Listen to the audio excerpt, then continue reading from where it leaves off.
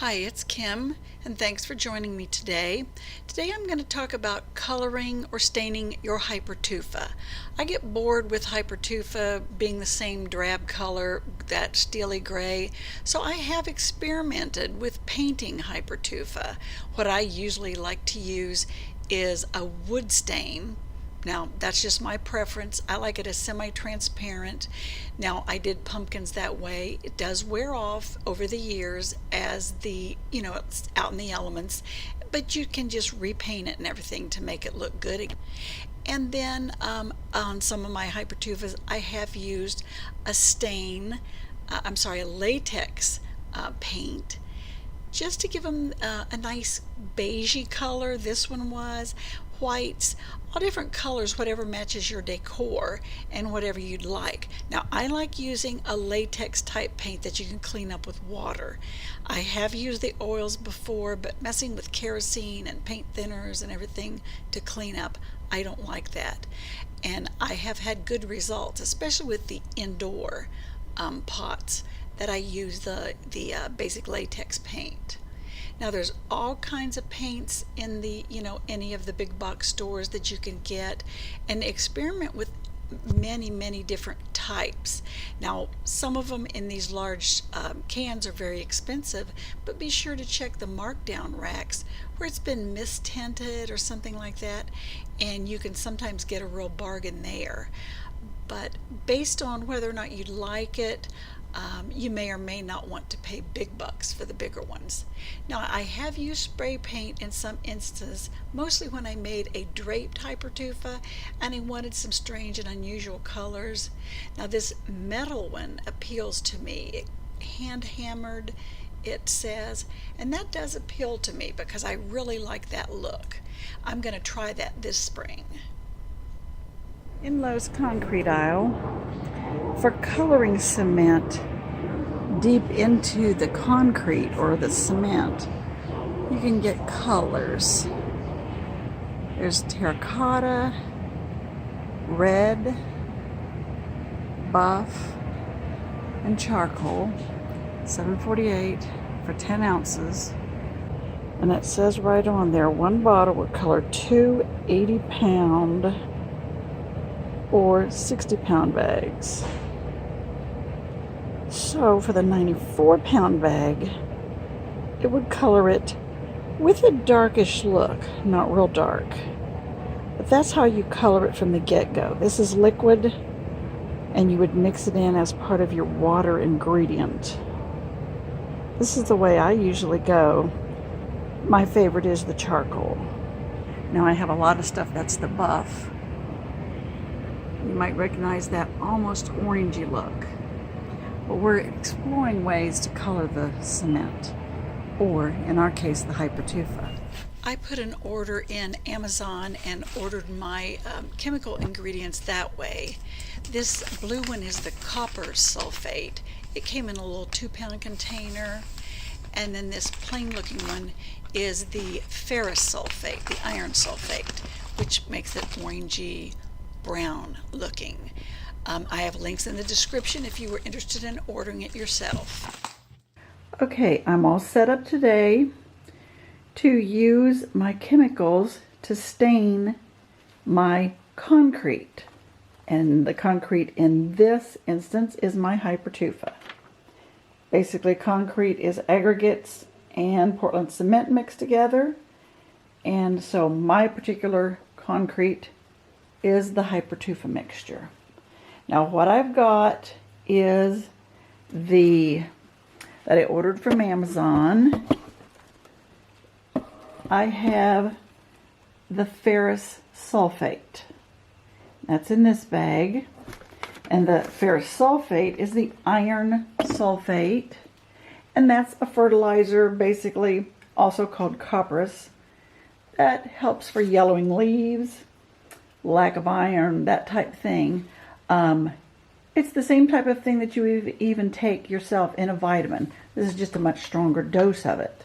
Now, I ordered that from Amazon because I couldn't figure out which ones in the garden shop when they said a 4% solution, this percent solution.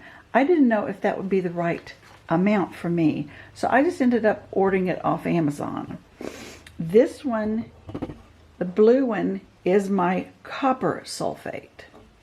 Am I getting close enough that you can see that? Copper sulfate. So I've got both of those ready. Now the copper sulfate will make a blue tint, and it's something that's used to clean out drains, like it's RootKill to get into your drains, that type thing. I never saw any of that anywhere, so I didn't find it in the plumbing section where it said you might find that. But both of these chemicals, when we mix them together, they're supposed to be water soluble, and when I mix them together, they are salts that create an acidic solution. So you have to be very careful with it. It would be toxic to get that in your eyes, to get that on your skin. It will stain your clothes just like it's going to stain the concrete. So you have to be extra careful when you handle this. Now I've chosen to use 2 glass pint jars, and I have something to stir the solution with. And then I picked up just some cheap paintbrushes. I think we got those at the dollar store, or maybe that was Odd Lots. I can't remember which one. But I've chosen this planter. It's probably now several months old. I have it propped up on a glass dish so that I can be sure to get to the bottom. And then this one is the marble-sided one. I have that also on a glass dish. And I am going to do one of these to stain orange brown, and the other to stain blue-green, just to see how they look. So this is an experiment for me. I've never done this before, so stick with me, and we're going to get that ready. I've got a little bit of water down here, so I'll get the solution mixed.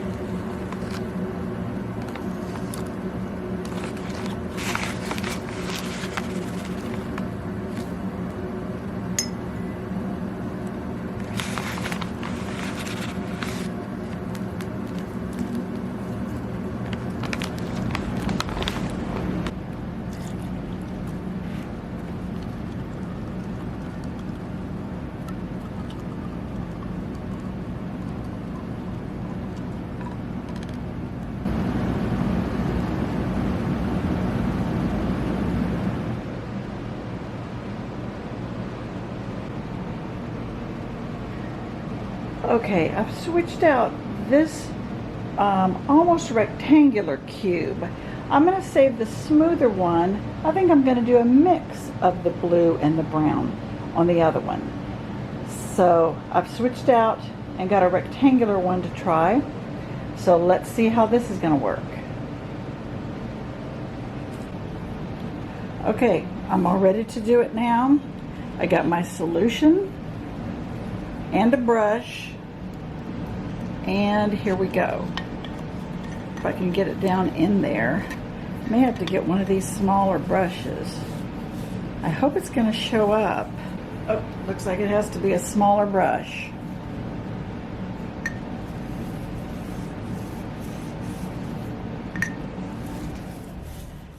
Now this is supposedly supposed to darken as it stays on the piece. So I've got to put this on, and the way they explained how this solution works into it is by binding with the lime in the cement itself, the concrete. It goes in there and searches out the lime and will bind with those lime deposits and the color adheres there. So I'm mostly just getting a slightly blue but wet appearance right now. Now this was fully dried out Hypertufa. I'm going to turn it just slightly.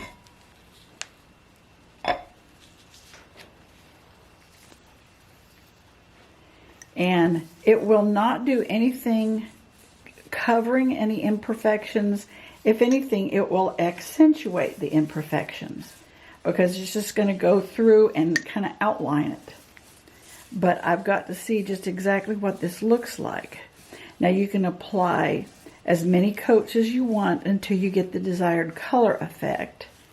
I want it to, I don't know, have a fairly deep blue color. So I may put on 2 or 3 different coats until I get a nice blue accent. Now this is the first time I've done it, so you're seeing it just as I am. And we'll find out together how well this stains it a nice blue color.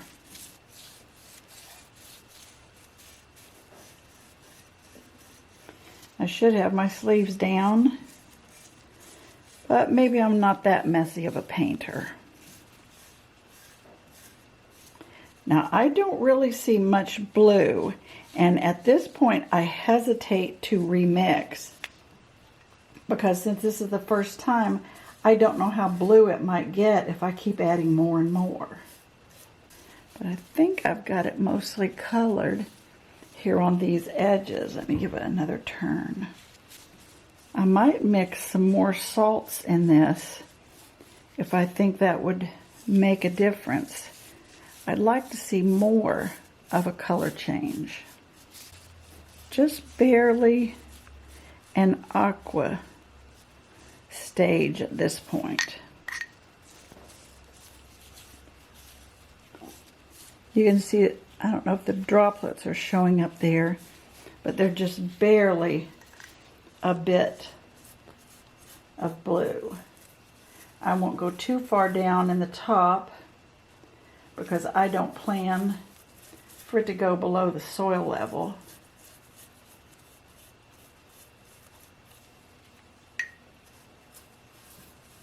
All right. Okay, now that's got it coated. Now let me bring, I don't really see much color difference, just barely a mere hint of blue in those edges. Let me dab the brush while I have the camera on close up so you can see the blue.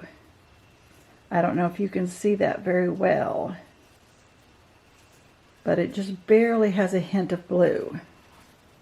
Now it may take a minute to get to the lime and color it, or maybe I need to mix a stronger mixture.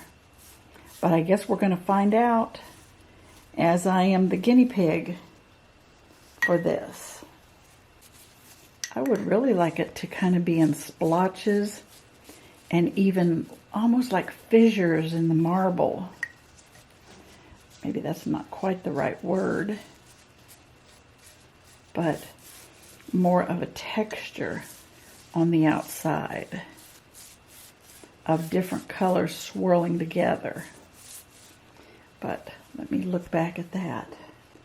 I don't really see too much, but again, it could need more. I think I'm going to put a little bit extra of the acid. Okay, I added 2 more teaspoons to this mixture. Let's see if 2 teaspoons make a difference. And that would be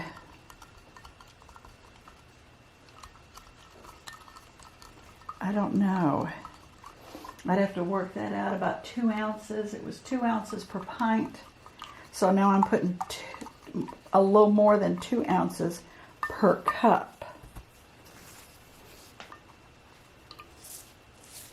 We're going to have to see what this looks like.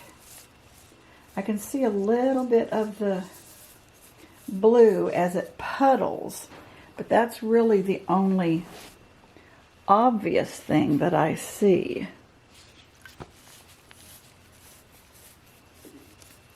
I don't know if you can see that blue color. My lighting isn't all that in here. I definitely don't want to get this on my camera. All right. I think I will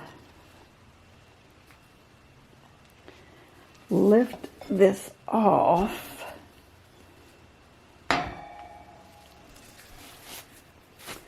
And maybe even apply just like this so you can really see the side.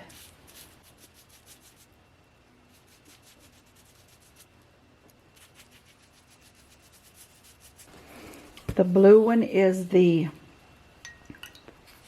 copper sulfate, the root killer. If you can find it in the plumbing department. Now I think this is just really puddling on it instead of running down. So that's why you can see a little bit of color there. But that might work if it stands out in the veining. That's kind of attractive. I like that look. I'm going to go ahead and put some on the side and try the same thing on this large lateral side and see what that looks like. And then I have to let that dry and then come back in maybe 30 minutes and see what it looks like. And then I'll know whether to do another coat or that'll be what I'm looking for. But it definitely isn't taking color as quickly as I thought it would. But maybe that's just me. And it might have to sit. But I do like that blue veining. That looks really good to me. Let me put a little bit around this edge. I'm going to see how that looks if it runs down the side. Oh, sorry, I don't think you can tell on this side because the light's not getting to it well enough.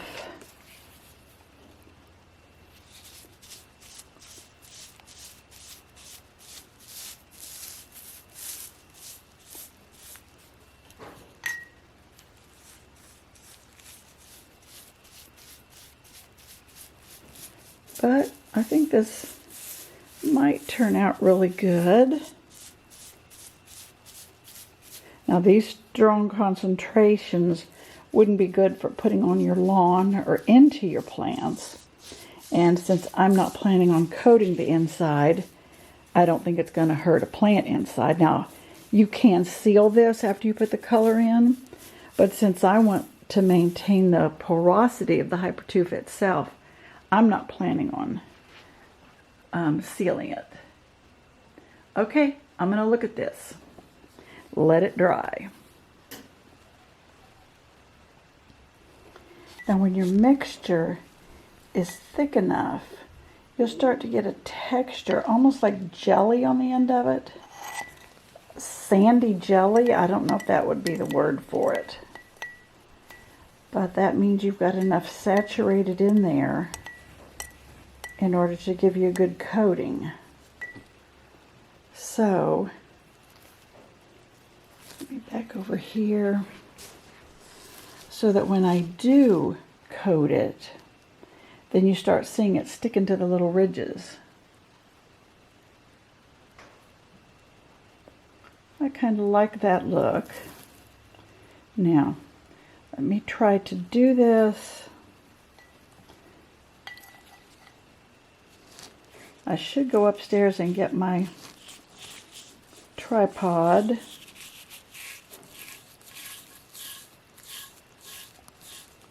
So that I can put the camera on the tripod and you could see it easier. But let me see if I can get some up. See that on the end of the brush? It's kind of the gelled bit. And then that just kind of oozes down into the crevices. That might be a little bit much for the ridges. But really, artistically, you could just do however you wanted to do it. I'm going to pick this up, lay it on its side, and then just spread a little more. And basically you do this during about a 30-minute period, getting as much of the color as you want. And then you just let it dry. I don't know if you're able to see that. I'm trying to get it down to that little hole. Now I'm not worrying about coating the bottom. Oh.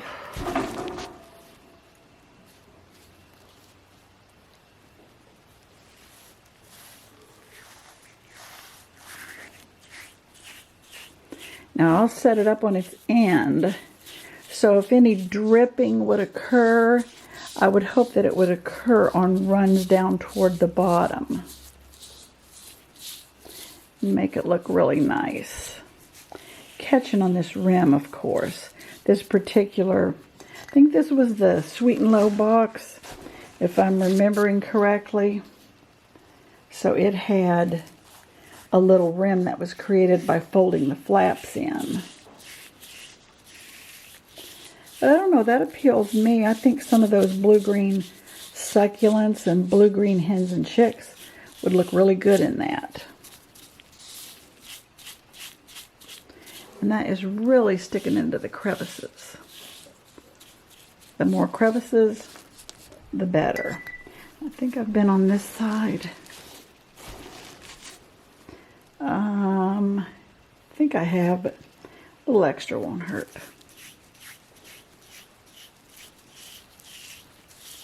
Get that. Now that is the copper sulfate. The RootKill. That thing that you're supposed to be able to find in the plumbing aisle, which I didn't. So I ordered mine from Amazon. Okay, now I'm going to just put it down. I like that pretty well. I'll just add a little bit extra here on the sides, kind of smooth it out. Maybe I get a little more of the gel on that side. Okay, now that would be my blue-green. I'll be able to get a lot better pictures of it once I can get it out of the glare of this light. I think it looks pretty good. I kind of like it. And next we're going to try the ferrous sulfate, the one that gets orangey brown.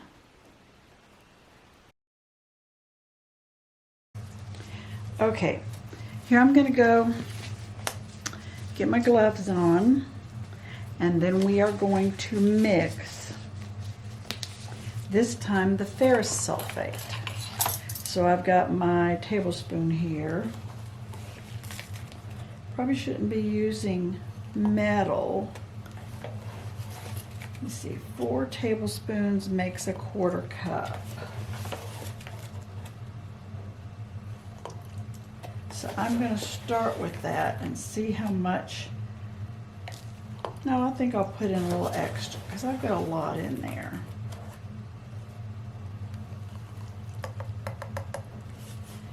And now let me just put this up because I don't want that to be interfering with my mixes. Okay, and now we're going to take this and stir it up. And I hope this first solution does the trick. It would sure be nice if that worked. And I got this taken care of. Now the one that I'm going to do is a very smooth surface tufa pot that I have. You can see that this is very, I don't know, I would say muddy brown, chocolate milk. Now I have a brush here and I'm just going to start using it to smear onto this pot, and then we'll just see what kind of color develops after we, I don't know, coat it up to 3 times. Right now it just looks wet to me.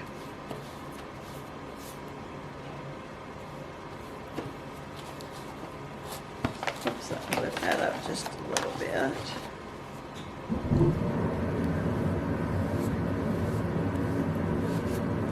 But we'll see if this gets any more of a dark solution to it, dark orangey color, because this is the ferrous sulfate, and it's supposed to make a dark orange rust color and get darker and darker as you put more on.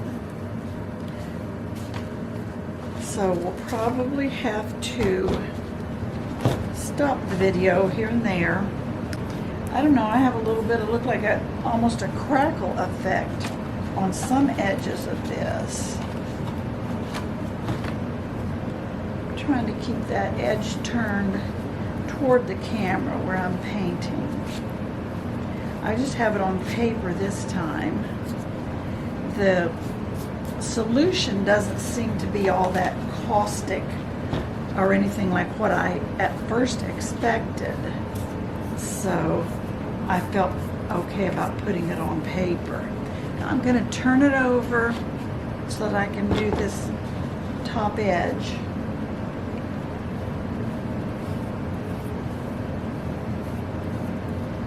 And I can just see faintly a little bit of orange.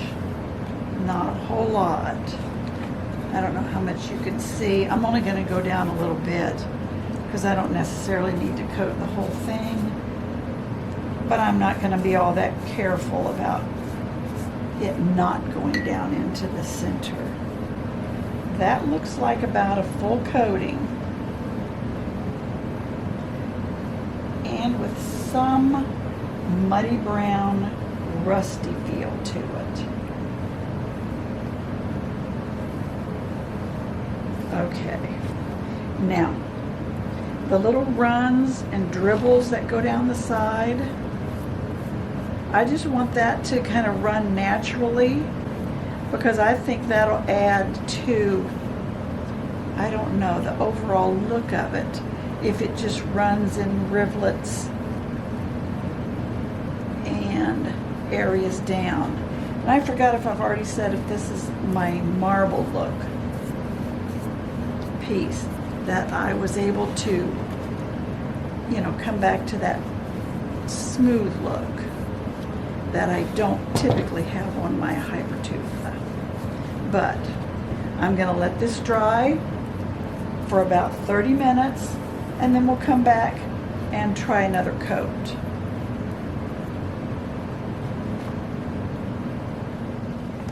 Here we are back for another coat.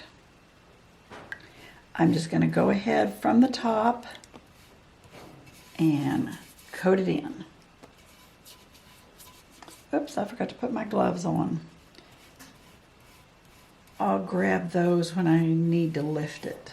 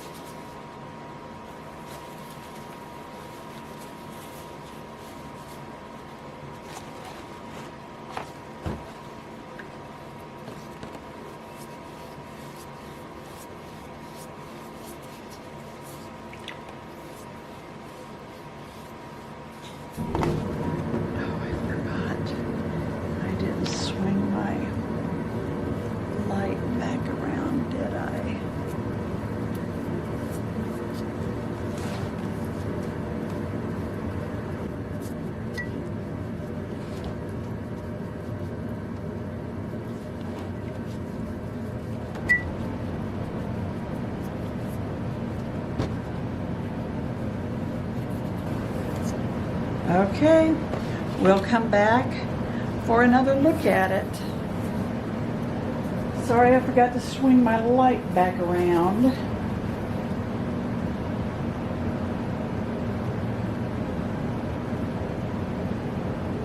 It looks like you can really see the difference in the oranginess. It's looking fairly brown to rust color. So I'm pretty pleased with that. So we'll be back for another coat. Now I hope you can tell that we are getting some nice rust or orange brown color on this. I think it's turning out real well. Not real sure how well you can see that, but I think it's looking good. So I'm going to go ahead, and it says you can coat up to 3 times. Now this is supposedly an acid, but I'm not going to leave it on my fingers, but you know, it doesn't like sting, burn, anything like that. But just be cautious anyway, and wear gloves. Do as I say, not as I do. Let me get my gloves back on, and we're going to give it a final coat. Let me put it out like this. I think you can see that the best. Now the liquid, you know, just stays fluid throughout all this. There might be just a little bit of settling in there, but it stays fluid. And I'm just going to go ahead and coat it one more time. Now I may later on for another video, like in the dull spring months waiting for spring, I may mix up some small amounts of this and do a coating some of the iron and some of the copper, just to see what a difference we'll have mixing both of them together. Rusty brown and, I don't know, almost a turquoisey look is what I see.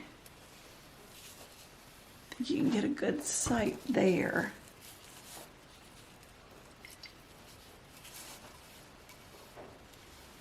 This is just very, very thin feeling.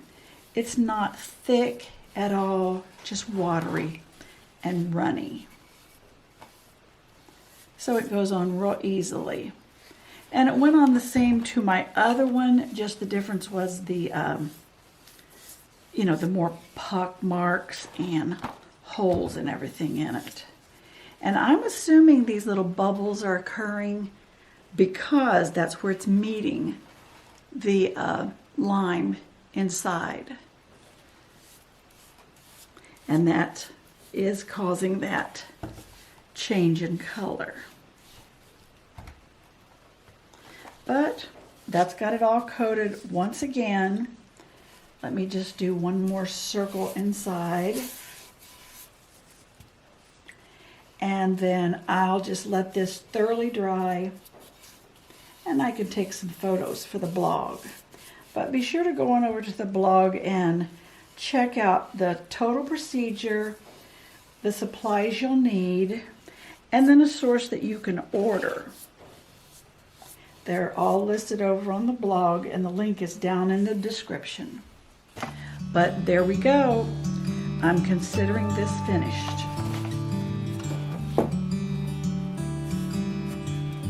Well, thanks for joining me today. Let me know which one you like best. I think I'm favoring that rusty brown look. Or maybe it's just because of the smoothness of the pot, but I think I like that better. Thanks a lot.